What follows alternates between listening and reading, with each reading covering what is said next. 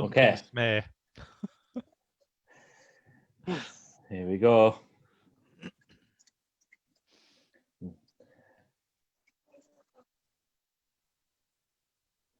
Good evening, everybody. Welcome to Wigan Fan TV. That is right. Your screen is correct. We do have Matt in the hot tub, and we do have David, who looks like he's just been in court, and Mark, David, Mark, Stu, and myself are obviously just normal, for whatever normal might be for the show. Good evening, everybody. Welcome, Mark. Let's jump straight in. Let's go straight to you. Your thoughts on the Wakefield game? Yeah, you did, didn't you? But you managed to keep your drink in your hand. Mark, thoughts on Wakefield, on the 23-22 victory over Wakefield? It felt like it was. It felt like it was the Salford game pre-lockdown all over again, weren't it? When Harry Smith didn't take that attempt for drop goal the first time around, it just was a mirror image. Apart from, luckily, we didn't kick it to someone to go the length of the field, and we sorted it out the next set around. God, it was more nervous than it needed to be, weren't it?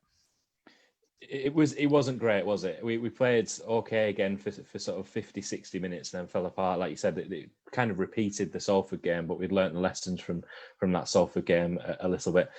Matt, let's try and come to you live in your own hot tub, in your own back garden, and you show off. Who stood out for you for Wigan in that game? Hardaker. Definitely. He thought, oh dear, you've got issues behind you.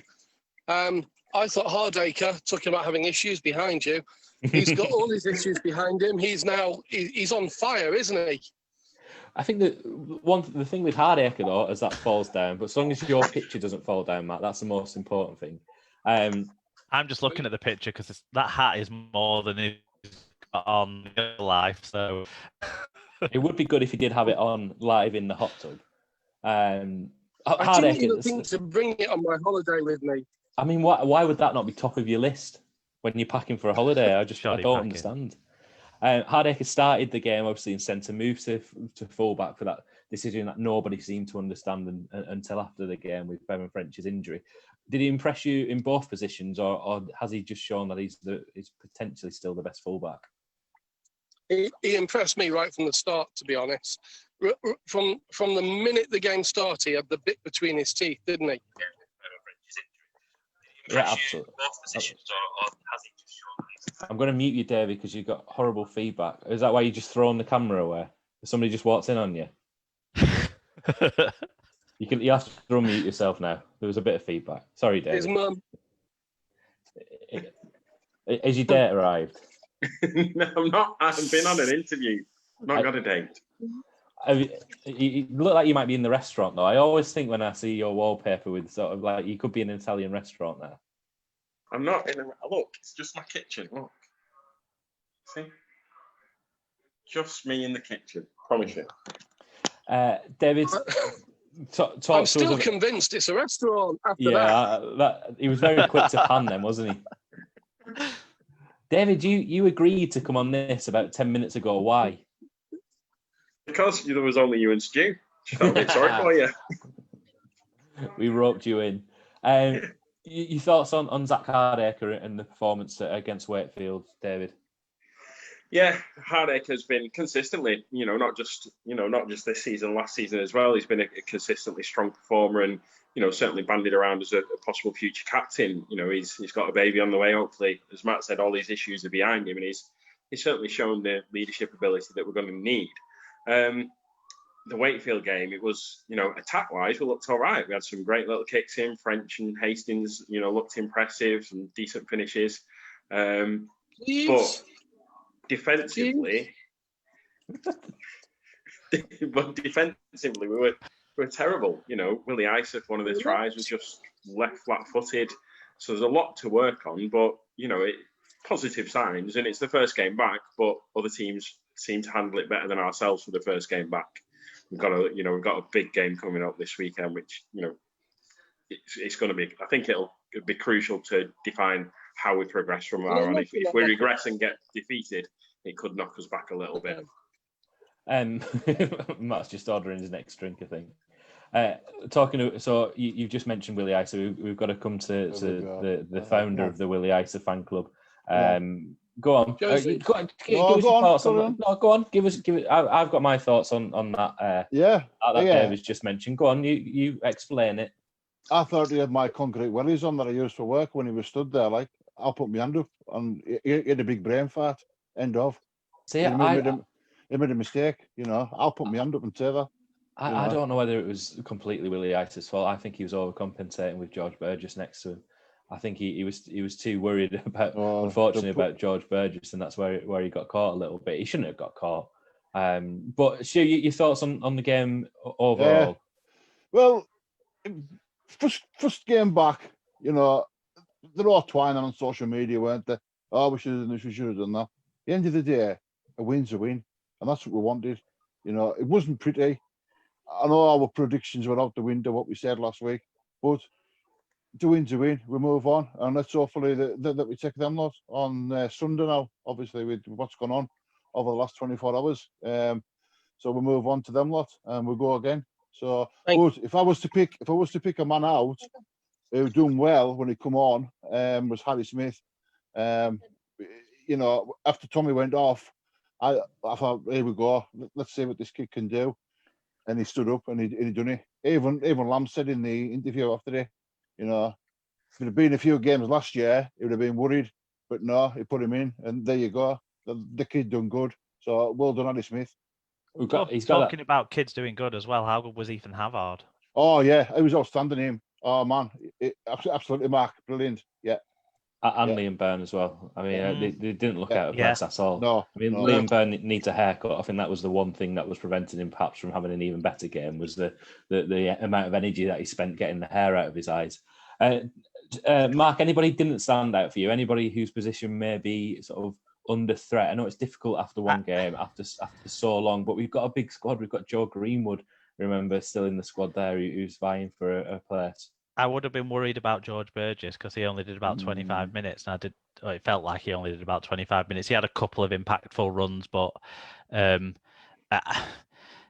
there's a question mark there that I wanted him to come out of lockdown like Alex Walmsley's come out of lockdown, and he hasn't done. Has he not been watching his twin absolutely tearing it up and thinking, I want to get to those standards? But he's got a bit to go to get there. Obviously, he started the season injured, and I don't know if there's still problems, but he had a couple of good runs, but he wasn't outstanding. I think young Morgan didn't have his best game, but I don't want to be too critical of these guys because it was their first games back, and and let's face it, how many bad games has Morgan Smithy's had for us, and how many times has George Burgess shown he's a world-class performer over the years? But those two probably stood out to me as not having their best games, but I totally expect Morgan Smithy's to bounce back next week.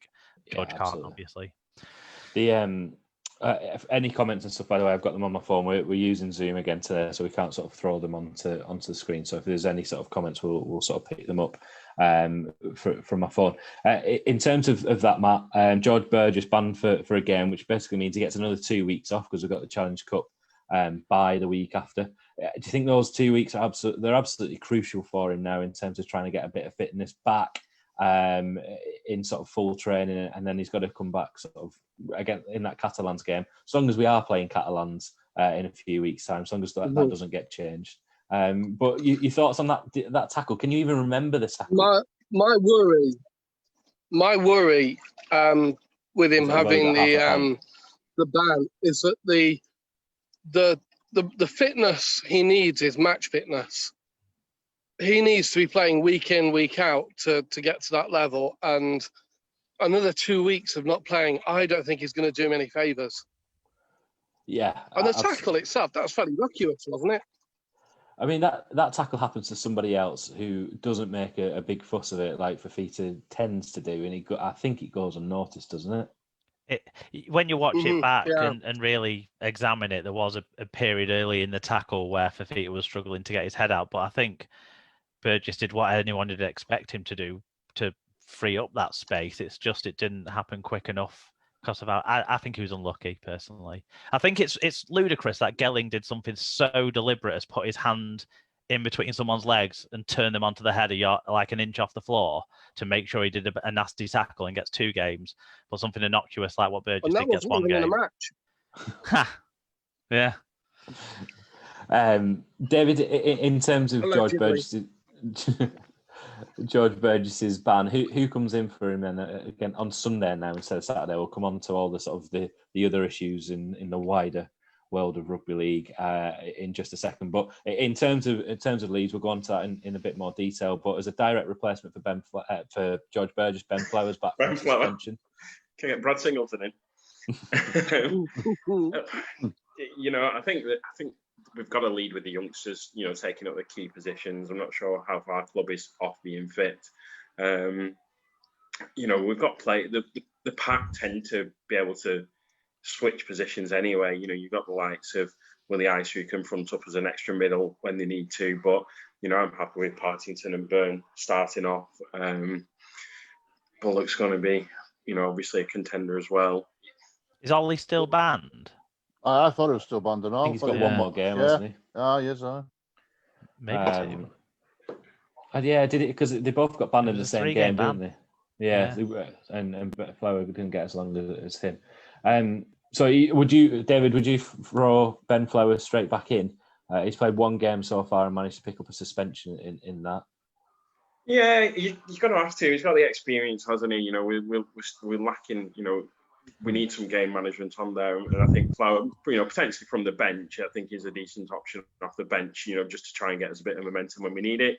As Mark, when we had the discussions last week when we were speaking about the youngsters coming in and having that fitness early on and then experience a bit later on, it makes a lot of sense, to go down that route. I don't think Lamb will, because obviously, and I don't know why, because, as we said about the players that stood out last weekend, you've got the likes of, Harry Smith and the young forwards, Havard especially. Let them play if they're good enough, they're old enough, but I still think there's that hesitation. Obviously, we're not, that hesitation amongst coaches to stick with the experience and the players that have been there and done it, where let them play. We're in a decent position in the league already, so why not? If they're performing well enough in training, why not? There's Kilner's in the conversation, surely, because his loan to Toronto no longer exists. So would he be in the conversation? And then Greenwood. So you and Martin's put in the comments here that it's going to be strange how we deal with this, but Harry Rushton as well. Does he play for Wigan at all before he moves to Canberra? Do we give him that opportunity? But Kilney would think Jack Wells' loan to Toronto no longer exists. Joe Greenwood potentially. I mean, didn't Joe Greenwood strangely play prop for England in 1 game in the 3rd Test once when he got his debut? I don't think he's a prop, is he? I think he's the biggest frustration I think many people have with Joe Greenwood is his lack of aggression, should we say? David makes a great point there. We've got Ice, so we could put at 13, and Greenwood could go into the 2nd row. There's lots of options, isn't there? And I think one of the big things that we've got as well is a lot of games coming up in a few weeks' time, and that management. And you don't want people going in. Joe Greenwood's going to have his part to play, you would think, this season, and you want him potentially to get that opportunity sooner rather than later. I think it would be fantastic for him to play against the club that he did so well for in Leeds. I mean, he saved them on a trip to France, didn't he? He saved Hetherington. Basically, he cancelled a flight and then sat on the couch for 3 months. I mean, what a load! What a way to sort of, to be on loan to get that game cancelled because you had a cough. Stu, any changes to the team for you? Bearing in mind, we know what's in the future, don't we? We know we've got a heck of a lot of games coming up, and bearing in mind how Leeds played, is there any areas that you would change ahead of Sunday? The only concern is Bevan, when he went off, and that's the only concern that really needs to be, as you say. I think everybody looking at that. If I was Hardaker on, I was going to say Saturday there, Sunday, I would be Pepper and Mile at a fullback all the way. He's done all right, but them bombs that he puts up, well, they're just like flying missiles, aren't they? I would be peppering him and I'd be sending them in. But as for changes, I don't think there'll be any changes apart from maybe in the forwards, as you were saying. Maybe Joe Greenwood come in 2nd row, put my mate Willie at 13. Apart from that, can't see what else. I mean, I think if Bevan French is out, it kind of feels like a nice time for him to be out. If there's ever going to be a time, we've just seen Zach Hardacre put in one heck of a performance at fullback. We've seen Harry Smith play it as well as we know he can play at 7. So if Luluai doesn't recover, if Bevan French doesn't recover, I'm pretty relaxed about that because we played those players in those positions played all right. We didn't have the flow in the moves that they've been practicing for the 2 weeks before that because you're missing 2 playmakers straight away from those moves, aren't you? And probably 3 in the fact that O'Loughlin was apparently training like a. I was going to say, what's the crack with O'Loughlin? Is he this week or not? Because last week he pulled up, didn't he? He only plays in finals now, doesn't he? So we'll have to wait a few months before. I think we don't plan for him being in the side, do we? I think that's it's a boost if he pops up on the bench and comes on and contributes. For me. What about Young? If Luluai's out, will Young Amir Baru get a chance off the bench, especially if O'Loughlin can't go as an extra player with potential ball playing in him? Young Baru, could he get a shout off the bench? Sam Powell, by the way, was really good on Sunday. How do we think that we adapted to the rules? I mean, that's one of the big conversations that we had sort of in the lead up to this. There was plenty sort of set restarts. I don't think Thaler remembered the rules sometimes or was particularly clear in those set restarts, was he? I think he was just about getting used to them at the same time. Do you think we made the most of them? Did we look a little bit susceptible in defence, David? We did look susceptible in defence, not just around the 6 again rule. I don't think Wakefield's probably a good barometer for us with how we cope defensively with those rules. I think the big test for us will be when we're playing the likes of St Helens and the likes of Roby, when you're playing Warrington with Darryl Clark coming at you, relentlessly. That'll be how well we've adapted to it. I think attack wise, we didn't do anything particularly outstanding with the 6 agains, but we did show some glimpses. There was a lot of good combinations. The likes of Hardacre, French, Hastings, Harry Smith. There was a lot of good combinations in there, and we'll cause teams plenty of problems, but I think it's too early. I don't think Wakefield's a good test for us on the 6 again signing. Like you said, when you got a ref that kind of forgets it himself, it's definitely not a good test, is it? Cruz, Lehman, and Brad Dwyer may test us on Sunday as well if they get going. So that could be a good test. Stu, any thoughts on those new rules? It felt to me a little bit different. The momentum of having that 6 again and 6 again. There was a period when Wakefield were coming back, and we had a set of 6. I think it was when it was 22-16, where we just had to get through the set of the 6 and get the ball back. Otherwise, I think that was us done. And it is that those spells, long periods of time now. It feels like that you have the ball and you don't have the ball. It has changed the game in that dynamic, I think. But Stu, anything that stands out for you in the rule changes? Your heart's in your mouth a bit more when we're on defence. I know it's a bad thing to say, but you think, no, I don't want to hear that bell. I don't want to hear that bell. And it was nice to hand the ball when we did get the ball. But what I couldn't weigh up was, why would you pull somebody up for, to me, okay, played the ball, and you give them that penalty? Is that a new rule, or is it just Ben Fowler? Yeah, is it just Ben Fowler being pedantic? You know what I mean? That's exactly it, isn't it? It's an established rule. You just ask the player to play exactly. To play the ball. Which one are we talking about there? When was it? Sam Powell played the ball when he wasn't tackled. Yeah. It's always been a rule. That's what a voluntary tackle is. You know how everyone shouts voluntary tackle all the time and don't know what it is? That's a voluntary tackle where you play the ball when you've not been tackled. The thing it's been a rule forever. About that though, there was no advantage to Wigan. Wigan hadn't gained an advantage, had they? No, it was unfortunate. It was unlucky. It was unlucky, but it's a well-established rule. Yeah, which I don't think. Well, you don't see it very often. Somebody playing the ball without being tackled anyway, do you? So it's probably unfair to say that it's you don't see it. It's unlucky. Often. Yeah. Anybody think that any teams are sort of really taking advantage of the 6 again? I think for me, I think St Helens played it really well. I think they were very tactical in when they were given the 6 agains. The first tackle in a set is a great time to give a 6 again and get your line set. I think I noticed that a couple of times from St Helens, and I think we'll see that sort of established, won't we, over the next few weeks. This tactics of when you can afford to give those 6 agains, you're going to give them at some point during the game. But did any team sort of standing out for anyone? Some team, I can't remember which team it was, but gave away one on 0 tackle. So the referee gave another 0 tackle, so that they actually still got 7 tackles. Because I did wonder what would happen in that scenario, because I thought teams will take advantage of that because you don't lose a tackle.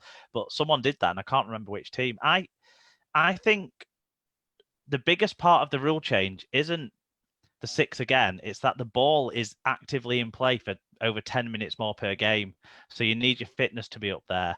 And I just think maybe our forwards were a bit tired towards the closing end of this game, and maybe that was kind of the situation more than the actual, more than what a 6 again does each time. It's the cumulative effect of the extra time played. Do you think that's just relating to being the first game back and the difference between fitness and match fitness? I mean, I think that's part of it. I know we're not as fit as we were under Bitcon. I think that's plain for everyone to see, but I think it'll probably be something that will probably come to the fore and will become more apparent over the next 3-4 weeks as the games come thicker and faster. Yeah, I do agree, and it's kind of like a timing thing, isn't it, of when these roll-ons of possession happen. Wakefield had a lot more possession than us. We actually were a lot better in possession. We made way over a metre per carry better than they did with the ball. And that was exemplified by those 2 sets at the end, the one where Harry Smith didn't take the drop goal and then the one where he did. We marched up the field really easily in the last 5 minutes of the game twice. So there's still something within us. It's just our goal line stamina isn't where it needs to be. And I think that comes to the dynamic of the forwards that we've got. We've got they could all class pretty much as second rows, couldn't they? They're all in one mould, and that definitely helps us to get up the field. I think when you look at the likes of Kopjak and Fafita, that has a negative effect on that ability that you're saying, Mark. And that's where teams are potentially going to struggle. And that's where the dynamics of the teams will change over the next 6 months, over the next season, if 6 again is kept next year. Just on the play of the ball, Peter Meadows, our resident referee, says that was ruled as a knock-on last year. What Sam Powell did, so it potentially should. I mean, it would have been a tap under the new rules. No, I think that was still a penalty. The one where Liam Farrell gave away, the one where he stepped over the guy to play the ball, that's where it was. But Peter knows better than me, surely. He definitely does. That's what I thought. But yeah, Peter knows better, doesn't he? Let's face it. Hello. Hey, I've just thought of somewhere here.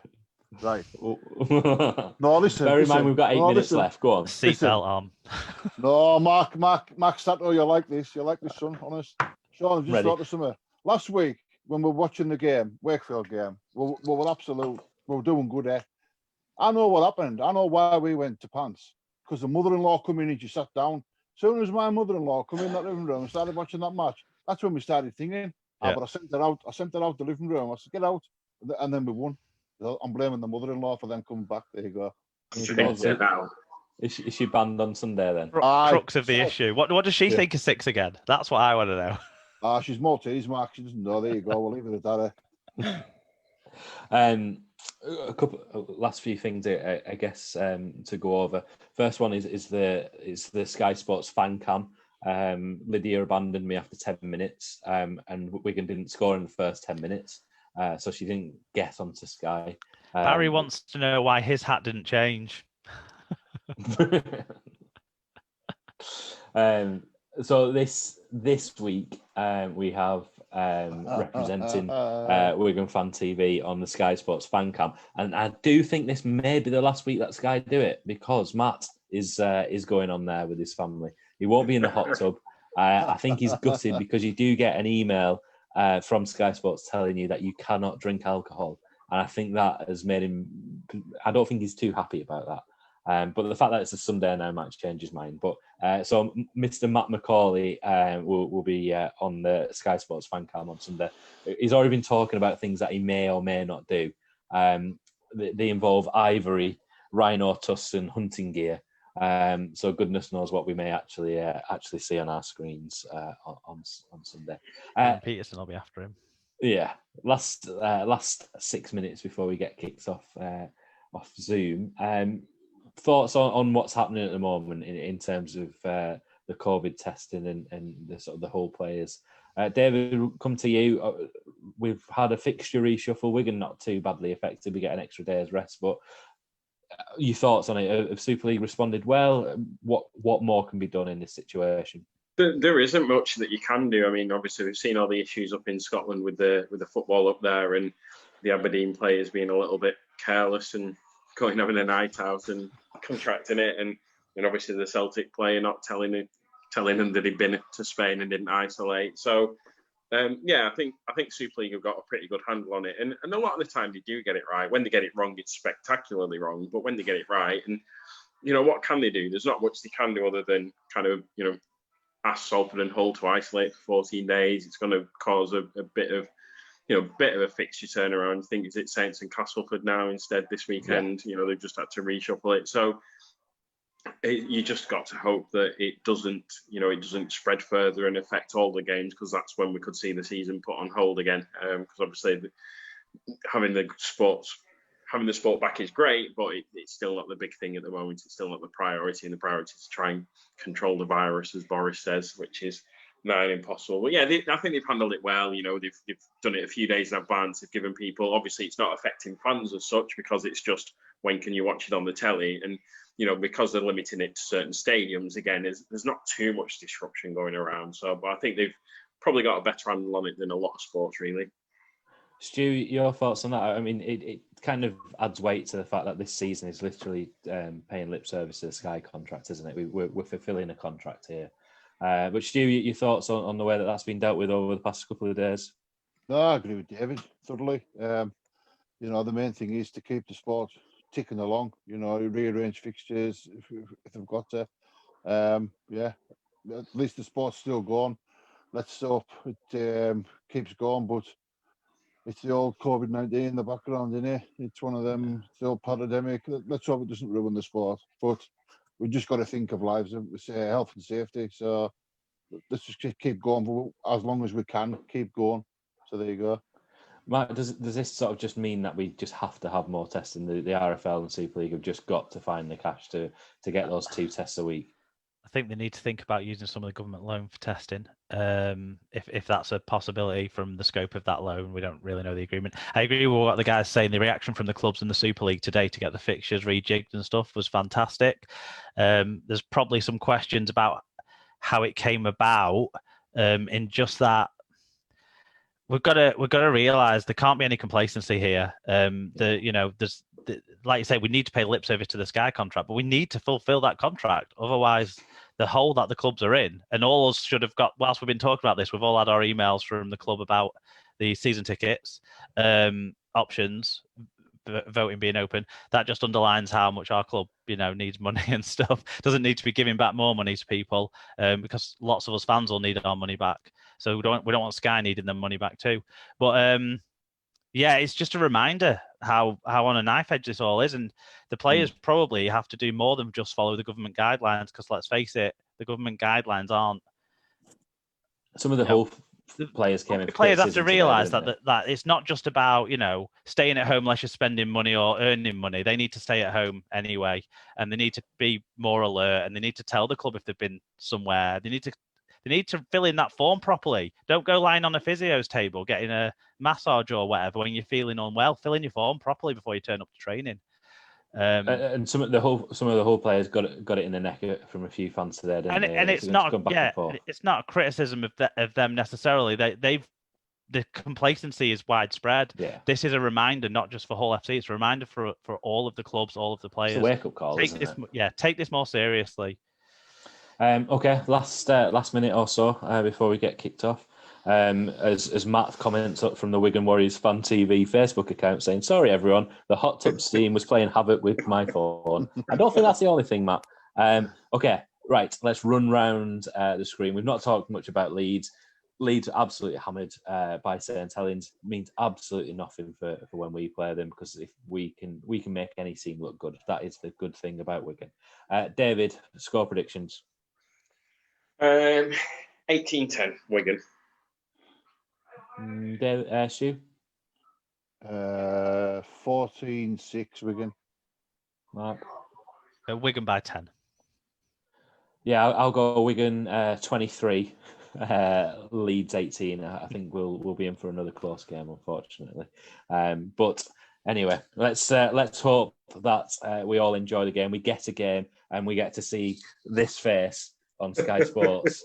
Just the face, not the body. Just the face, nothing else. Potentially, I was going to say potentially a horn, hopefully a rhino horn. But look out for Matt on Sky Sports on Sunday as well.